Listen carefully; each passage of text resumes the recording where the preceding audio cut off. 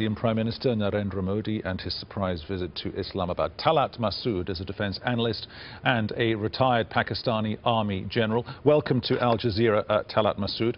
What, in your estimation, is really driving this slight warming in relations?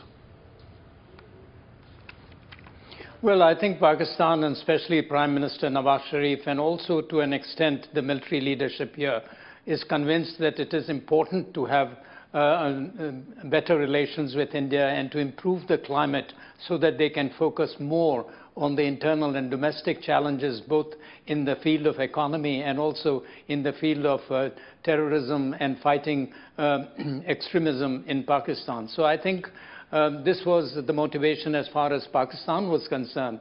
And as far as India was concerned, Prime Minister Modi took a stance in the beginning, which was a very tough stance, and he was of the view that probably he will try to build pressure on Pakistan, but that didn't work. And also the domestic situation in India, like his failure to be able to get the majority in Bihar and also in Delhi, I think were also significant landmarks as far as the domestic situation was concerned. So I think he decided to sort of change his policy and be more flexible. I must give full marks to Prime Minister Modi in the sense that he has been very flexible in his policies and has seen that whatever works for India, that is good. And Prime Minister Nawaz Sharif has been very consistent and in a very statesmanlike attitude towards India. And I think it's now going to work because it's not going to be like what it was before, because both the leaders are wanting to institutionalize their relationship.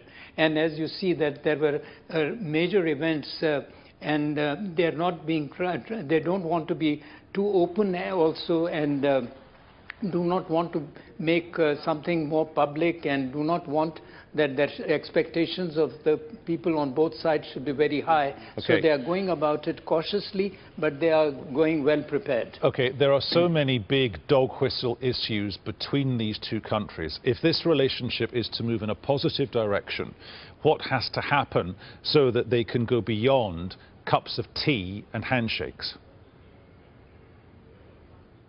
First of all, I think there has to be stability on the line of control.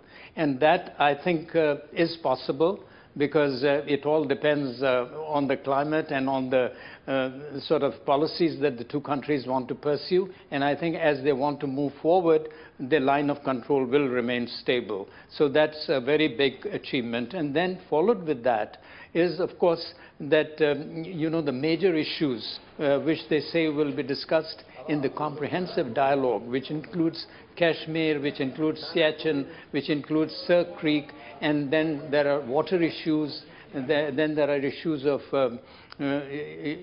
terrorism, which is very important for India as well as for Pakistan. So I think if all these issues are to be discussed, then there will be progress. But one does not expect that the hard issues will be settled.